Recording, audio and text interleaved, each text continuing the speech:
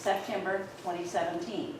That is a total of 228 meetings. I have missed 2 total, attending 226 of the 228 of that number by planning surgeries and vacations around this commitment.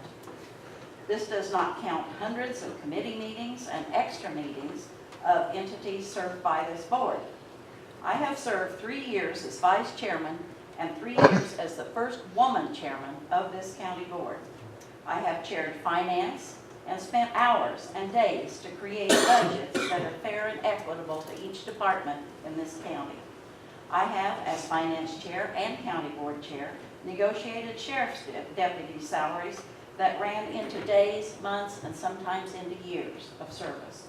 I have traveled to Effingham for the Workforce Investment Board on snow and ice to find ways to help jobless workers in this county find a job. I have created a committee of elected officials to find fair and equitable insurance for all of our employees.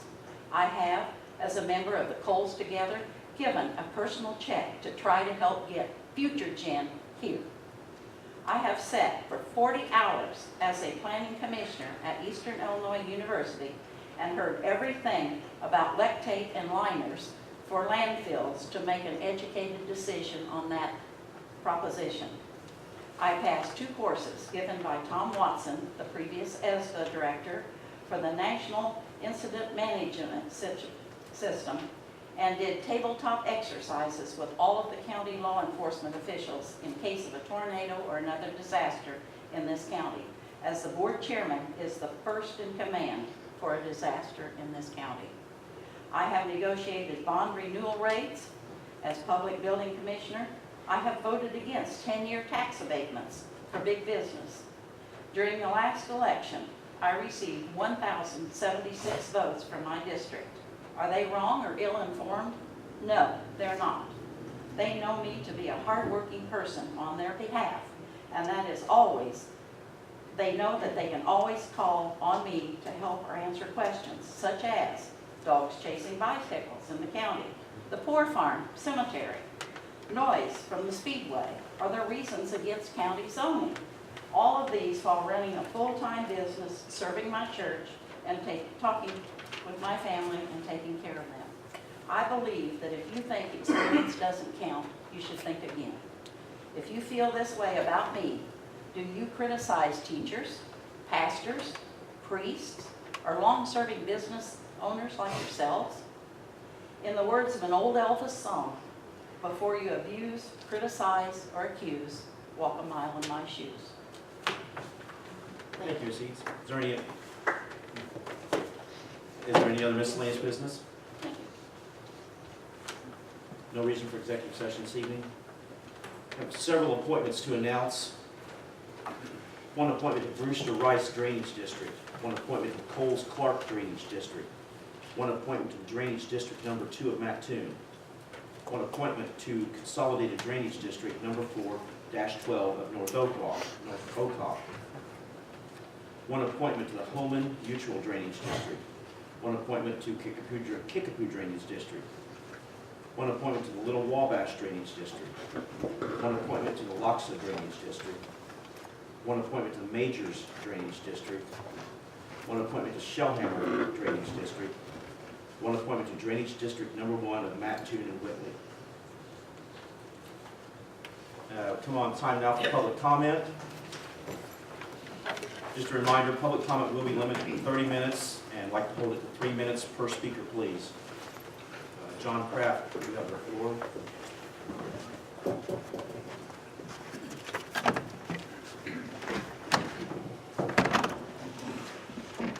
Good afternoon. Before I start talking, and I mean no disrespect by saying this at all, I don't know you, I don't know what you've done, but I will comment that, you know, there's reasons that people advocate for term limits, and if you look at the financial conditions of the state of Illinois, who's been running the House for more than 4 decades, you know what the reason is for term limits. And I don't suggest that you resign. I'm not here to tell you that. I'm just saying I had to make that comment. So I'm going to recap a little bit on the hiring or contracting of Mr. Becker. I remember the first time I came to a meeting, he was contracted. He was a contracted person to go around and assess real estate. And then we talked about how the state, the supervisor of assessments didn't have the authority to contract anybody to do her job. And then a meeting later, or 2 meetings later, all of a sudden, no, he's an employee. Then we looked up that and we wrote about how the supervisor of assessments could not hire an employee without a vote from the county board and the county board setting his compensation. Then we talked about the point that he was getting a W-2. He was not getting a W-2, but he was invoicing the county. And employees typically don't invoice employers for their normal work. Then we pointed out he didn't comply with the coursework he promised to complete. At the time he was assessing property. And now we find out that part of his agreement was that he would not assess his own real estate. And we've got documents and emails that either he assessed it or he provided the data to the supervisor of assessments so she could assess it. But regardless, the comparable data came from him. It didn't come from an independent party. So, being a long-term county board member, you would think with a person not properly contracted, not properly hired, and providing data for his own assessment, you'd want that looked into. Finally, Mr. Daly, I wasn't here at the last meeting, but you did a fine job trying to make a citizen look like a fool by you claiming he was talking about something that you thought was a township issue and not a county issue. Well, you're the one that looks like a fool because you were wrong. His comments, He was talking about Old State his Road. comments, He talked about Old State Road. I'm talking, not you, I've got the floor. His comments were about a county Excuse me, road. Can we not call people fools in this meeting, please? I can call people whatever I want to call them. I don't think I've so. got a First Amendment right. He acted like a fool, and his comments were foolish at the last We're a meeting. professional forum. I've got the floor, so be professional and let me have the floor. How about that? Your comments were wrong, and you're the only one that did not come to me prepared since the road in question was a county road and not a township road. Please apologize.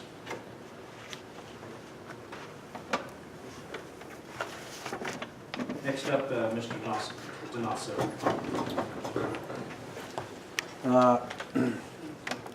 I got a few things here that I want to talk about.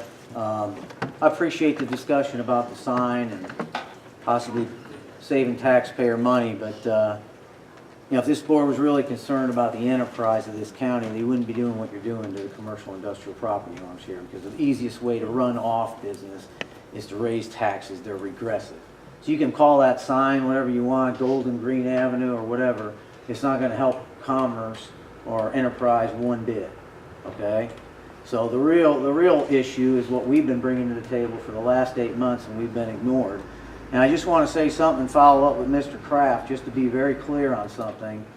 You know, we've got plenty of documentation from several emails of people sitting here discussing. Your email names are on there concerning the employment status of Mr. Bob Becker, and you all have said he was a contracted person, not a supervisor of assessments employee. We've got it. It's overwhelming. So we are filing complaint with the Internal Revenue Service, Treasury Inspector General, and your supervisor assessment will be getting a call from them, and they will clarify just exactly whether or not Mr. Becker was hired by the supervisor assessment or whether he was a contracted employee by this board.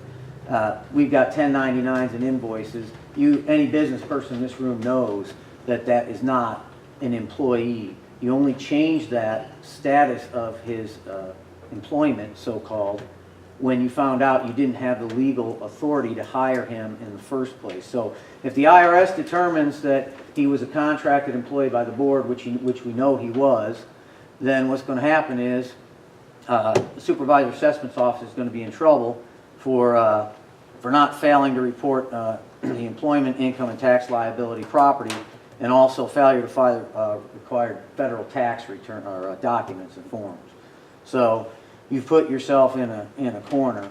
But that's not really, I just wanted to say that's not really what I wanted to talk about. There's been a pattern of misleading the taxpayers since I've been here for 8 months. And every time I get up here, I've made it very clear that everything I say I can document. And so I don't just get up here and talk for the sake of trying to bring somebody down or to be mean-spirited. I'm here because I can back up what I say with facts. I'm very, very disappointed in the Office and Rules Committee, especially members that were on the Office and Rules Committee in 2015 and 2016, because you played a large part in this commercial reassessment. And what I like to say is you have misled us at meetings, and you're on record saying, and we're going to play a video here, a 10-second video, so you can hear for your own voice what you said. You've misled us, and what you said that the supervisor assessment is doing their job. We're going to let it run its course. We have no ideas what the new valuations are. We have no idea what the effect's going to be on the AV. You know, sometimes you were talking about how some properties might go up, so might be going down. Come to find out through FOIA requests that you knew the whole time what was going on. And Mr. Daly and Mr. Sanders and even Mr. Chairman Metzger, you said you guys don't see the numbers. In fact, Mr. Metzger, you said for political reasons, we're not allowed to see those numbers so as the, and you'll see here in a minute, so as to not politicize the Supervisor of Assessment's office. Mr. Daly said himself, we're not allowed to see those numbers. Come to find out, you all saw those numbers. I got the documentation. Play the video, please, Mike. Here's what you said, so there's no... Angry taxpayers, because you know what? You're asking us... A couple things. I didn't see that list until it was already published, I believe, and already in, because I agree, I would look at that list. Why? Why didn't you see that list? I don't know why I didn't see it. Well, it said to the county board, it says so. And the one that I had. Because Corey, it comes from the assessment office, and that eliminates political control over the assessment. Okay, there's the answer. I don't look at it either. So none of you county board members even looked at any of the assessments or understood what was going on. We are separate from the assessor's office. I don't hear that. All right, Mike. So come to find out, on an October 3rd meeting, 2016, of the Office and Rules Committee meeting, Mr. Becker came up and provided an update on the industrial properties. If you put that up there, Mike, you can blow that up. And what he showed, if you go to the next slide, is he's given the top 10 largest change in dollars, and he lists properties. Nursing home, change in dollars, $2,929,740. He lists an office, change in dollars, $1,024,269. Office, $681,000, 474. It goes on and on for 10. Then he talks about the top 10 largest changes in percentage. A parking lot went up 3,191%. Well, I wouldn't be upset if I was that parking lot owner. Another parking lot went up 1,970%. Another parking lot went up 1,347%. A car dealer, 938%. On and on and on. Then he gives information on how this affects the AV and also the market value of the properties. And then we come months later and ask you whether or not you knew that these crazy changes were occurring in the properties, and you all sat there silent and claimed you didn't know. That's not true. Why don't you listen to your own video? I listened to the video. I said until they were already in the papers what we were talking about. Listen to your own video. This was presented After the fact. No, it wasn't. Yes, no, it wasn't, Mr. Put the those aren't individual. October 3rd, Okay, give me 3 minutes, 2016. I'll talk. Go ahead and give me 3 October minutes. 3rd, 2016. That was the May 9th meeting of next year. No, Okay? I'm making the point is we didn't see them until after they were in the. Those aren't breaking. We were talking about the crazy changes Okay. that we were recognizing in assessed values, and you claim we don't know anything about it. We don't know what the numbers are gonna be until they come out. We didn't know individual properties, what I Well, let me ask you this much. If Mr. Becker's working for the Supervisor Assessment Office, why is he presenting to your committee before he's even done with the assessment? And another thing that I have a question about, and I didn't know if I had time to bring this up, but your committee, I haven't, The assessor comes to our office and rules meeting and gives us. I have an email here between Mr. Lockhart and you, and in that email, you're talking about Tyler Technologies, and they put in a bid for $80,000 to do the work that Mr. Becker was going to do. Mr. Becker put in a bid for $115,000. It says right here that, I'll read it. I followed up with Tyler Tech, the bid of $80,000 Who's concerning... saying this? You said I was saying. This is Kelly Lockhart to you, Okay, and then you so it's not me respond. saying it, it's him But saying it. will Okay. you respond? Just want to confirm. So I just want to read this so everyone Go right understands ahead. what's going on. I followed up with Tyler Tech, the bid of $80,000 concerning the commercial reassessment. Apparently, they are offering all model data they create based on local sales over the past few years. They are pretty much giving us the same thing that Bob Becker plans on giving us. And then there's a little bit more to the letter I won't read, it's not pertinent. Then this says, lastly, I think we should allow them to come to the Office and Rules Committee meeting on the 4th so that the committee can question them in the same way we did Bob. What do you think? And your reply was, that's great. It's a great idea to have them reprice and come to the meeting. If it's apples for apples, $35,000 is a big savings. That $35,000 is the difference between Mr. Becker's bid and Tyler Tech's bid. Right. So why, before the employment of Mr. Becker, if he's supposedly being hired by Karen Biddle's office, the supervisor assessment, is he coming in front of the Office and Rules Committee to make a pitch for employment?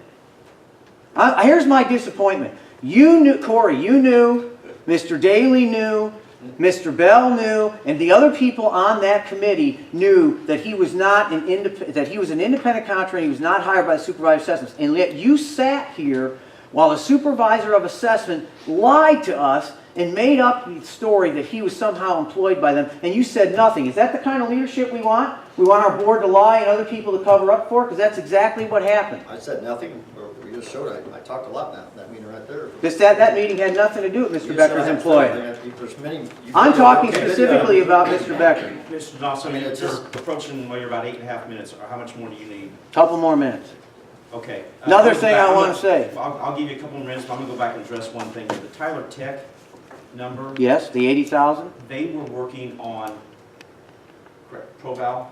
Yes, I know. And we used DevNet, or we've switched. to I know you did. So their bid was not apples for apples. That's why it was never accepted. My point was not the $35,000. My point was that Mr. Becker was going in front of the Office and Rules Committee making a pitch for employment. That's why this is pertinent. It has nothing to do with the $80,000 or the $115,000. What I'm saying is, you knew that he was not hired by the supervisor assessment. This was a created story to make the law fit your actions, and it didn't work. I have one other thing to say, too. 2 minutes.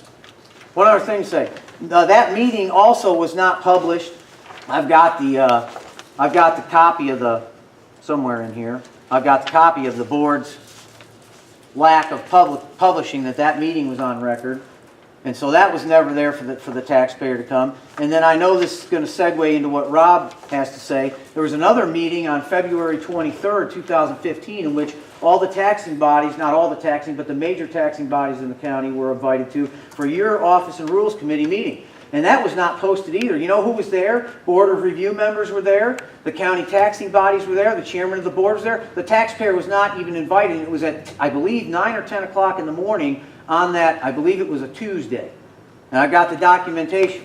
So you got everybody involved in the process coming to a meeting. It's not posted, and yet the taxpayer's not there. You're saying it wasn't posted anywhere. That's not true. It's right here. I've got the It was document. posted. It was posted. It was No, it was posted in not. early February. You said that The about agenda was mailed 4 or out 5 times. at a bare minimum of 48 hours, and longer than To that. the like, paper. You want to see It was that? done, including You 4 wanna see media that? outlets, Times Courier, WCIA, We've got the Yeah. email showing that. WIU. Yeah, yeah, It was published. yeah. It was on your Just where it's website? supposed to be. Is that what you said? And the Excuse minutes, me? the minutes were on your website? Is that what you're saying?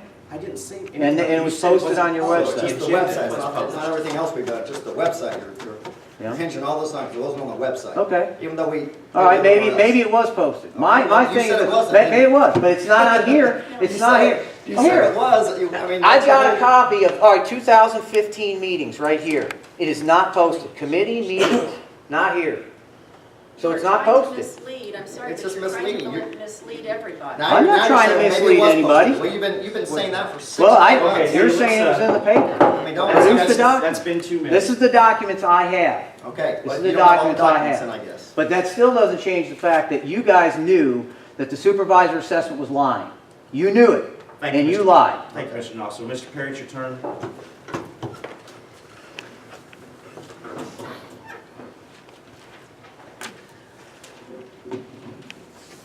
I want to talk a little bit about what you said earlier about those 3 appraisals.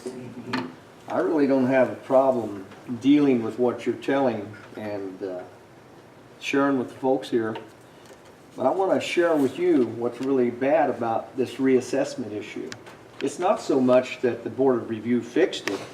The problem is the numbers on top are stupid. So what I did for you this evening was bring you one of my own personal pieces of paper and a property that I own, okay? I built this brand new in 2000. It was built and put on the tax rolls through the Marshall and Swift that you use with the Board of Review and the Supervisor's Assessments Office, okay? When I get this in the mail telling me the reassessments occurred, he's telling me that building it was on $72,730, and you take that times 3, it's around $210,000, okay? And when he got done with his reassessment, it went to $434,450. See, the problem with what all you're talking about is the top number is stupid and ballistic, because when I got the appraisal, it was about $220,000 or $30,000. So what you did, and we're going to talk about it real quick, is about what you're doing. And I want to explain to you why I'm going to say what I'm going to say, because you've been real secretive about what you're doing. We started out asking for computations and calculations to figure out why in the world something would go up to $434,000 when it was put on the rolls in 2000. Now I can guarantee you, after I get an appraisal and it's not worth it, there's something wrong with your numbers. These are fake numbers. Believe it or not, they're fake numbers. And all I'm asking you to do is genuinely tell me how you arrived at the fake number. We FOIA requested it 3 or 4 times. We don't get anywhere. You don't fess up. So I'm going to give you my interpretation of what you've done. And maybe I'm wrong and maybe I'm right. I think it's worth for you to listen to. First and foremost, the numbers, and I started 9 months ago looking at these numbers, trying to figure it out. I can't figure it out. And what's all based about and what we're talking about is EAV, because that's where this is going. We know that you were after a number with EAV. There's something about magical mystery about a bigger EAV for everybody. And what we watched you do is completely not tell us anything about what happened. I'm still wanting to know what the number was or the computations and calculations so I can verify maybe I'm wrong. So in order to make this work, I'm going to go through the fake numbers, what I'm telling you. First and foremost, you had to go with the cost method. I don't know how else he could have arrived at any kind of big number like that unless he was using cost method. That would propel those numbers to be gigantic and jump clear out.